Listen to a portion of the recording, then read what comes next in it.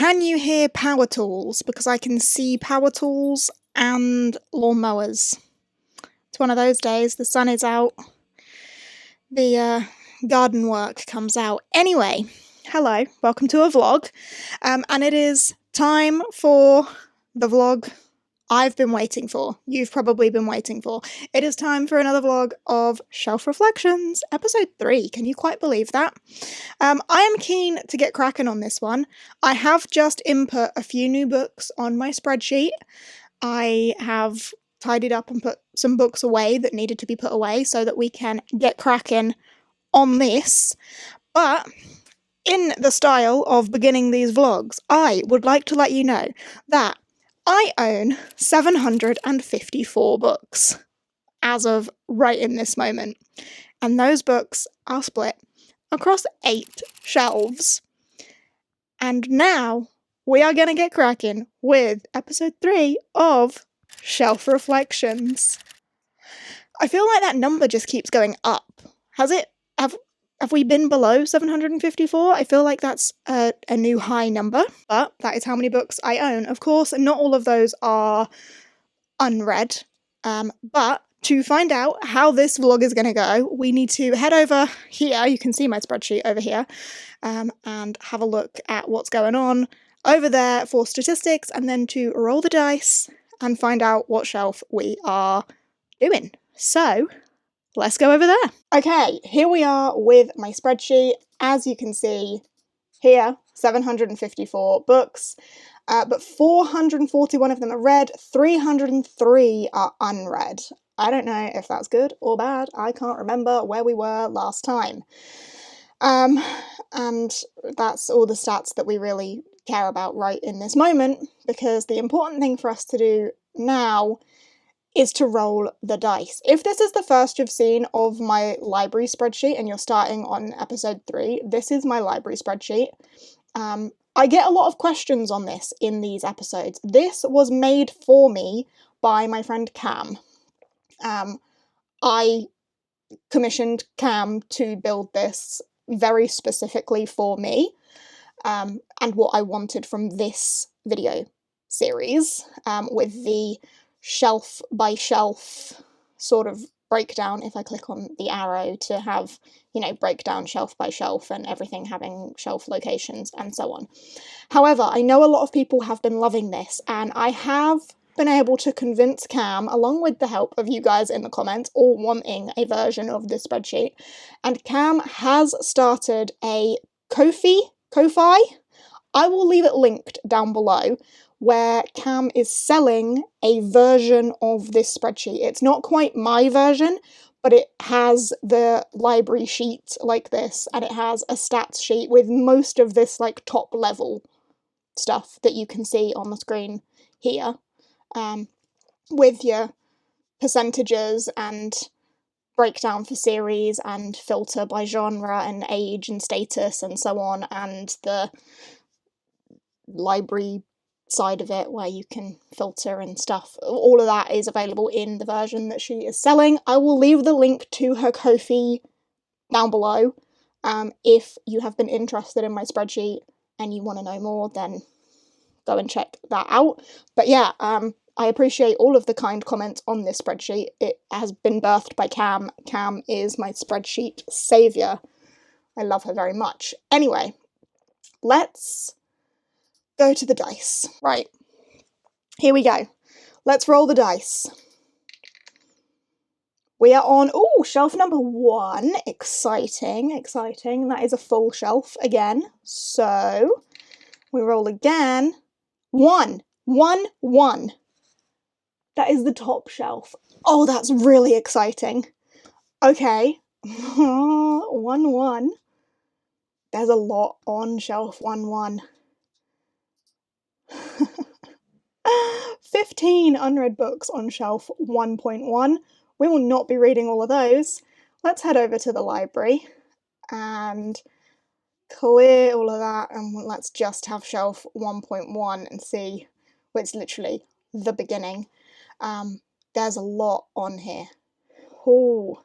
Touch of Light, Blade Itself, Goblin Emperor, Witness for the Dead, 100 million years in a day. Mageborn, Bat Eater, that's a new one that's just gone on there. Upon a Burning Throne, Age of Assassins, I would like to get to that. Green Rider is on my priority list as well. And yeah, there's some chunky books on shelf 1.1. I am excited for it to be the first shelf. I also cannot reach that shelf. But we move. Shelf 1.1.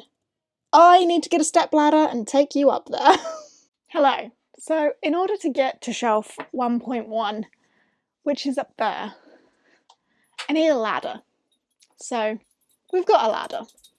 Let's clamber up there and see what we can do up here. Oh, it's amazing to be able to reach. Immediately, the one that calls out to me as the one I'm most interested in reading right now is Bat Eater, because it's the one that is the most recent addition to this shelf that is calling to me, and I've heard good things about it. Do I actually know what it's about? Not really. Crime scene cleaner, but the bloody messes don't bother her, not when she's already witnessed the most horrific thing possible, her sister being pushed in front of a train. Ooh, his last words, Bat Eater. A series of unexplained killings in Chinatown. Cora believes that someone might be targeting East Asian women and something might be targeting Cora herself. Soon she will learn you can't just ignore hungry ghosts. That interests me a lot. I might go for that one. I probably will go for that one as my first read, actually. And maybe we'll just mood read as I go up here, because in terms of my next read, I've got a few on here that are calling out to me. I'm eyeing up The Goblin Emperor, which has been on my shelf for a really long time. I'm also eyeing up The Age of Assassins, which I think is on my priority list. Green Rider is also on my priority list.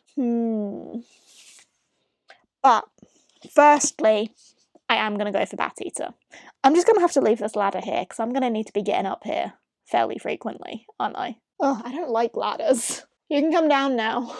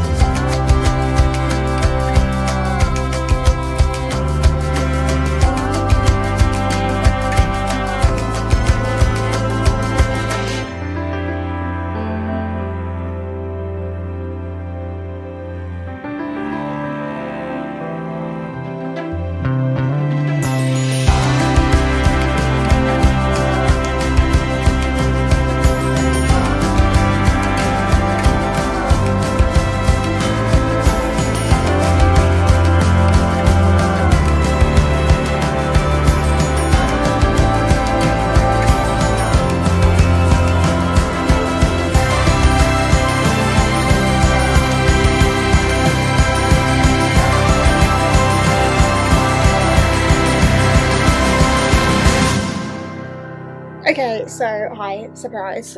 I dyed my hair. I am back in the vibrant red and loving it. I got a sweater order today with my order from Stitches. Crying but still trying. And I got another one that says, sorry I'm late, I didn't want to come. Love that. Anyway, I told you I was going to start Bat Eater by Kylie Lee Baker? Is that who that's by? Anyway, I didn't. I started Age of Assassins, which is still from the same shelf, so I'm good there. But I needed an audiobook because I really wanted to go to the lake with Finn. Something about today just left me feeling like I need to go out and be in nature. That's what I needed today after work. I needed to be out with the sun on my skin somewhere.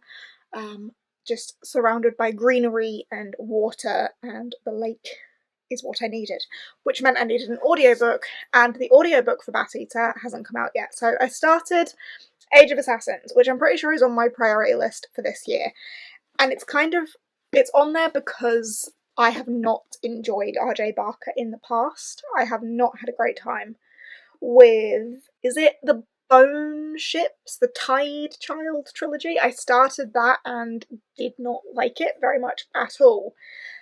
So I was a little bit nervous about this. However, it does sound very much like my sort of thing. We've got a young boy who's been raised by an assassin, and someone needs to find an assassin, and who better to hunt an assassin than an assassin? So it's a game of assassin versus assassin, is exactly what it says on the back there. I'm only 75 pages into this, so not very far at all. And so far I am feeling very about it. I could take it, I could leave it. I'm not gonna DNF it this early in at all. I will try and get through this, but so far, meh. So yeah, that is that. But I am going to try and read some Bat Eater tonight as well, because this is just an audiobook, so if I don't drop it or break it or hurt it, sorry. If I leave that for my audiobook for like when I'm taking Finn out and stuff, then cool. And I'm gonna take Bat Eater to bed with me and try and read a little bit of that. But I just thought I had better say something because I lied to you. Because I said I was gonna read that and then I read that. Anyway, there we go. Also, I wanted to show you my hair. It's all very fresh and bright and colourful. It's not the right colour, but it's colourful. So you're in my spot. This is where I want to go. And you've stolen my cardigan. What's going on? What's going on? What are you doing? Oh! Oh, hello! Oh, hello, hello. Oh my goodness. Oh my goodness. Oh! Oh my goodness. Oh. What you got? You got a bony thing. What are you doing? Well, at least he's not in my spot anymore. So now, I can do that. Well, we can get rid of this first. There we go. I can do that.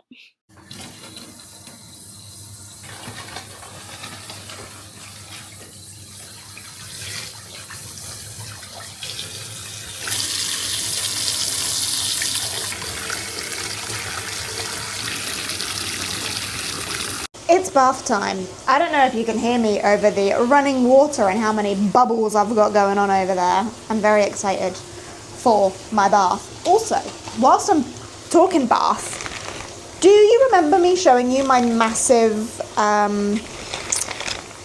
snow fairy bubble bar? This is how big it is now. It was like huge. I've used so much of it. It's still going. There's still so much of it in here. Anyway, I wanted to give you a bit of a reading update because I have made a little bit of progress in Bat Eater now. Not an awful lot, but I am on page 97 of Bat Eater. I'm enjoying it so far. I'm not really sure what to make of it too much. Like, there's a lot of COVID references, as I expected there would be. And it is very, like, set in that reality of COVID time. But there's also, like, the gruesomeness of the death of her sister and her being a crime scene cleaner. So there's, like, lots of gory bits to it. And also this kind of unexplained ghostliness as well with the, like, hungry ghosts. And I feel like we're kind of getting to that a little bit, like Cora's noticing things in her reality that should not be in her reality. So I don't know where that's going to go and if or how that would link to her sister's murder, or if her sister's murder is just a piece of reality that's led to almost like the trauma in Cora creating this non-reality of the ghosts, the hungry ghosts. I don't know, I'm intrigued to see how that's going to go. So enjoying. This will be my bath time read for today. And I have, again, made a little bit more progress in Age of Assassins because I've been listening to this whilst on my dog walks. I am on page 128, chapter 10. I still feel very meh about this. Like, I'm not itching to pick it back up again. The audiobook of this is by Joe Jameson. And if you are not familiar with Joe Jameson, he is the narrator for Sebastian de Castell's audiobooks. So there is almost a part of my brain when listening to this that thinks you should like this because this is similar to Sebastian de Castell. Whereas the reality of that is that it is completely not similar to Sebastian de Castell. It has very little in common other than the same narrator. So my brain is almost like, you should be liking this. What's wrong with you? This is a Seb book. But it's not a Seb book. It's just the same narrator. But yeah, I just feel really indifferent about it, which is a shame. But also because I didn't like the Bone Ships, is it just my brain being like, no, you don't like this author, so you're not going to like this either, and I'm not giving it a fair chance? Or I don't know. Some people would say DNF. I don't know though. I don't know. Anyway, that's that. I'm going to continue with this, and I'm going to do it in my bath. And Jake is on his way home, and I have put in the request to get some mini eggs on the way home. Fingers crossed that I get those. Please. But yeah, oh my god, look at my bubbles. So many bubbles. They're everywhere. I need to get some cold in there probably, actually. Oh. I've made a decision. And it might be a stupid one. No, it's not a stupid one. It's not a stupid decision. It might be a brutal decision. But I've made a decision. I don't care about this. And the whole point of this is shelf reflection. And I knew going into this that I wasn't sure if I would like R.J. Barker because of my experience with R.J. Barker before. And I was trying to convince myself that I liked it because of Joe Jameson. But I just don't care. It's one of those things again where, like, on paper I should like this. It's been blurbed by James Islington, whatever. On paper I should love this. It's Assassin and Assassin's Apprentice, but I just don't care. So I'm DNFing it. And it's going to the graveyard. It's happening. And that means if I can reach them, book 2 and book 3 also go to the graveyard. And that is what it is. And I need to be okay with that because really I wasn't sure that I was going to like these anyway. And I gave it a try. I got like 200 pages through this. And I'm DNFing it. It is what it is. I was talking about it on sprints with my patrons the other day and saying, like, I just don't care. And again, with this, the narrator of the audiobook being Joe Jameson, it's like tricking my brain into thinking you should like this because it's just like Sebastian de Castell, even though it's nothing like Sebastian de Castell. But in reality, you feel nothing for these characters and you are bored.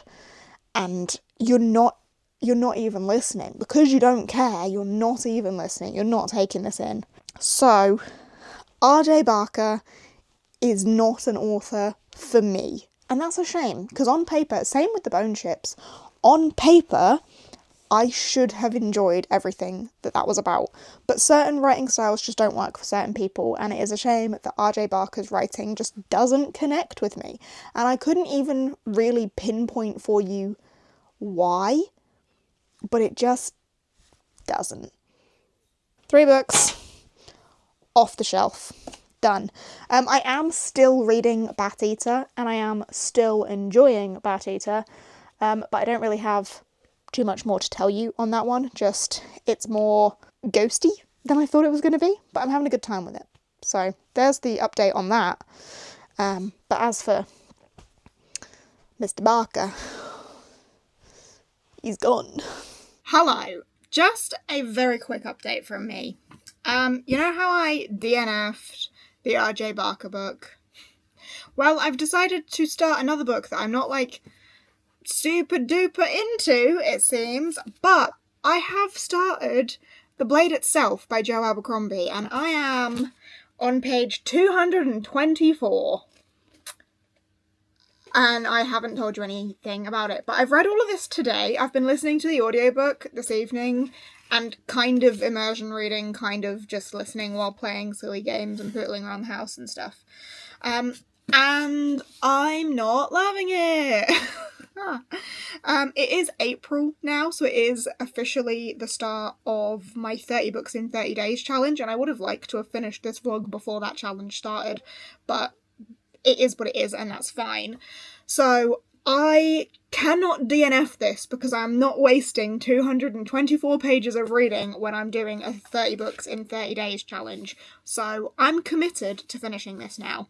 But I have not had fantastic luck with Joe Abercrombie in the past. I read the Half a King trilogy from him, which I know is geared more towards YA, but I just found the whole thing very meh. Like, I didn't particularly care. I didn't hate it, but I didn't have a good time with it. I just kind of read it for the sake of reading it. It didn't stick with me. Not one that I've loved and remembered really well or anything like that. So I was kind of apprehensive going into Joe Abercrombie, and now I'm 224 pages into this, and I'm feeling very similarly about this, like, just very indifferent. I don't know if maybe it's another case of Joe Abercrombie's writing's not for me, or, I mean, grimdark as a genre isn't my favourite. I don't think, anyway. There are some things that I read that are classed as grimdark, and it always surprises me that I ended up liking them. But Joe Abercrombie is supposedly, like, the voice of grimdark, and I don't think, from my experience with grimdark, that it's a genre that I particularly love. So, I don't know, I feel really weird about this. Like, I feel like I should be more into this than I am, but I am dedicated to finishing it at least. I'm not going to give you another DNF just because 30 books in 30 days, I do not have time for a DNF. But in other news, I'm still going with Bat Eater as well. I'm going to take this in the bath with me now. Do I bath too much? Possibly. I'm going to go and have a bath and soak and read this, because I am actually enjoying this more. So I'm going to go and do that, but I thought I'd better just give you an update on the fact that I have started Joe Abercrombie and The Blade Itself, and I'm feeling a bit meh. So, it is what it is. Hello. I have finally finished Bat Eater. Oh my god. Oh my god. Intense. Really intense towards the end. There were points earlier on where I was feeling just kind of like, yeah, this is alright, this is fine. This is, intriguing me. The intrigue was definitely there the whole time. The intrigue was never doubted. But I didn't feel like fully hooked in, gripped, like I was in it, and then I did. And then something happened, and my jaw was on the floor, my eyes were bulging. This got gruesome and shocking. It got intense. So this is like a ghost story and a murder mystery, but more so a ghost story, but there are murders happening as well. And, I don't know how to explain any of this.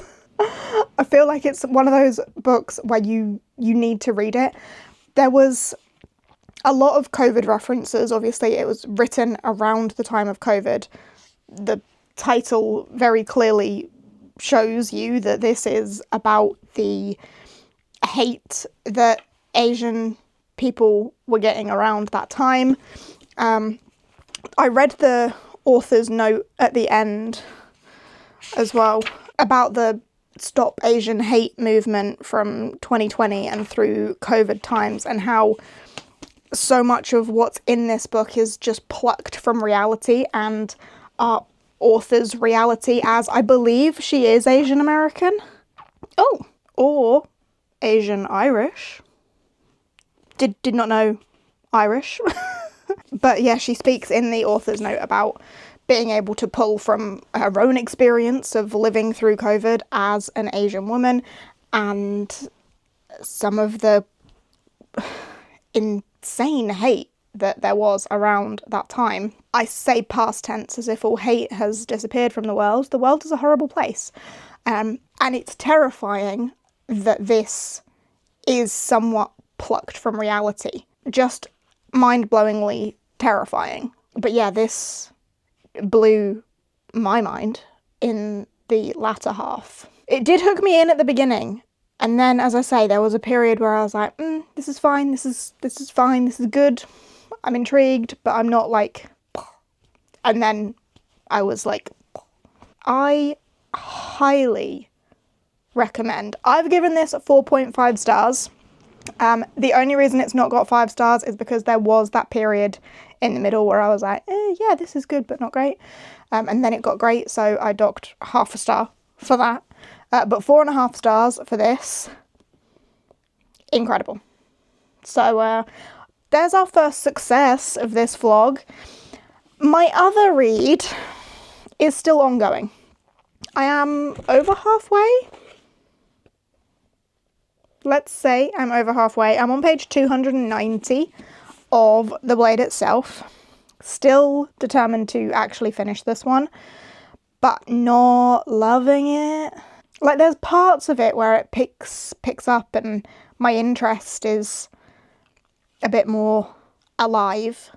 And then I feel like I just drop straight back out of it again. And it's just not got me. Which is a shame.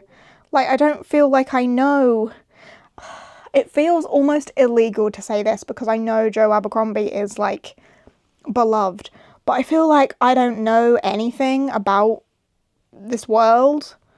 I feel like I don't know what's going on or why it's going on. And I don't know if that's deliberate or I don't know. And then sometimes it picks up and I think, oh, I could be interested in this character. And then they disappear. So, yeah. Conflicted on my thoughts on this one. Currently, this would probably be sitting at like a 2.5 star. Like, just slap bang in the middle. And we will continue to see where that takes us. Hello. I finished The Blade itself. This was a chore for me. I did not have a good time with this book. I think I do just need to call it quits with Joe Abercrombie. I don't think his writing style is for me. I don't know. I think I've already had this discussion. There is a piece of hair on my face. I think I've already had this discussion with you in this vlog that I don't know if grimdark is necessarily my thing, and I don't know if Joe Abercrombie is too much like true grimdark, because some of the things I read could be considered that and some not. But overall, I just found this really a slog to get through. Like, I wasn't invested. I didn't care for the characters. I haven't found any of it memorable. I don't care to continue. I think I'm having another, like, unhaul from the shelf. So that's now 4 books gone from that shelf. Oh, I gave it 2 stars, by the way. Ugh. But that's now 4 books gone from that top shelf. And 1 book kept from that top shelf. So that's 5 books down. Obviously, we haven't revisited the spreadsheet, but that's, yeah, 5 books down on the to tackle. But I would like to read at least 1 more. So we're going to tackle 1 more book from up there. But I don't know which one I want to tackle. I mean, the ratio on this shelf is going to remain pretty high because it's a big unread shelf. But I think I am torn between Mageborn or the Goblin Emperor. And I think I'm going to do the Goblin Emperor. I'm not going to be able to reach that. I need my ladder. Hold on. Let's just watch me struggle.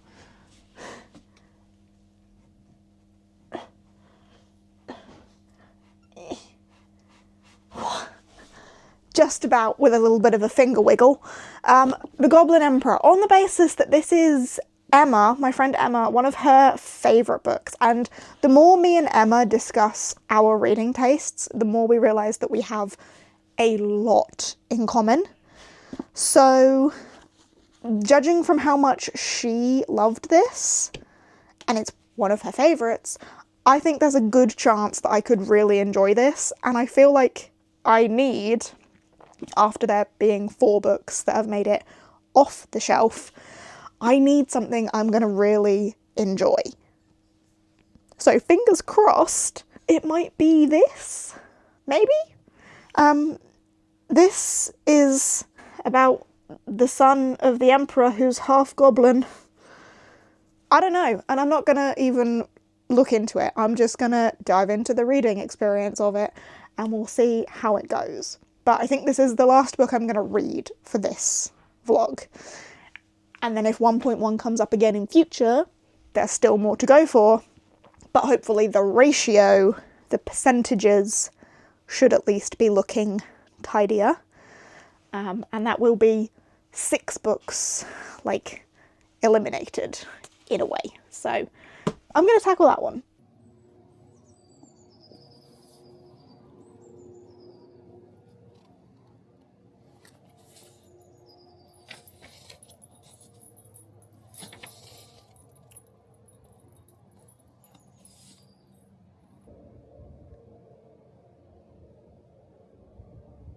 Hello. I have finished The Goblin Emperor, and I realise I just didn't speak to you about it the whole way through. This was an odd one, in that I feel like not a lot happened, but a lot happened. Like, it didn't feel particularly pacey and plot-driven, but it is a very political plot. I've got it so it's tracking me again. Apologies. It's a very political plot. This is a political fantasy. This book takes place after the Emperor has been murdered. We know I love an emperor who has been murdered or died in some way. And his sons have been murdered, so the line of succession is a little bit like, woo! But he has a son that he doesn't claim, but who he is aware of, who is kind of sent off because he is a half-goblin and doesn't want him anywhere near him, doesn't want anything to do with him because he reminds him too much of his mother or something like that.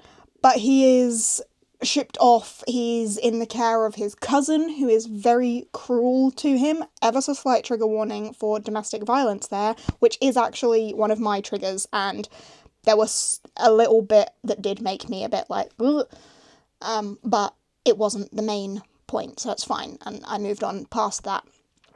But he never thought he would become emperor. He's like the 6th son of the emperor who has all of these other heirs, but they all are murdered. But the murderer forgot about him, and he becomes emperor, and it is all about his struggles with suddenly becoming emperor and the risks and threats that come with that, and the people that want to take his life, and him finding his position as emperor. So, big political plot. But in terms of the plot, I feel like there was less of that. There wasn't as much of it. So it's kind of a mixed bag of it felt quite slow going. I mean, it's not a tiny book. How many pages were we talking? 465. Not a tiny book, but didn't feel very pacey. Felt like it was quite slow going. But I actually really enjoyed it. But I like a political fantasy, so it makes sense that I would have really enjoyed it. So, yeah, I liked this. I would definitely read from Catherine Addison again in future. Not like a new all-time favourite, but definitely like a solid 4-star read. And I do actually have The Witness for the Dead, also from Catherine Addison, so I may read that. But yeah, I really enjoyed this. I need to listen to Emma's recommendations, because whenever Emma recommends me something, I end up loving it. So shout out to Emma for that recommendation. And yeah, that is that. And that is the last book I'm reading for this episode of Shelf Reflections, which I think means I've only actually read 3 books. I read Bat Eater, The Goblin Emperor, and The Blade Itself. I DNF'd Age of Assassins and unhauled 2 other books. So let's take it to the spreadsheet and see where that leaves us. Okay, here we are. Here is my spreadsheet. I need to sort out the shelf again, so we're only looking at the one shelf. Here we go. So The Goblin Emperor I can now mark as read. The Blade Itself I have already got marked as read. Bat Eater, read. Age of Assassins, DNF'd. I just totally blanked. But these lot are gonna go in the graveyard. But before we do that, let's look at the stats. So if I go down here to shelf 1.1, we now have 9 unread books, and we actually have a better looking pie. 4 books are DNF'd on that shelf. So let's get that shift out. So you 3 are coming to the graveyard.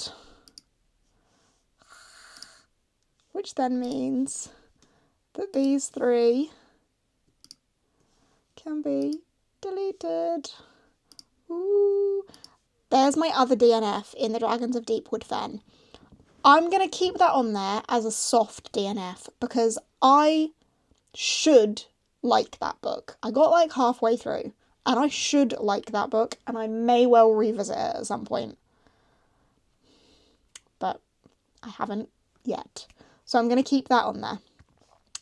And there's still so much on this shelf to read. I'm way more excited for Witness for the Dead now that I know that I've really enjoyed The Goblin Emperor.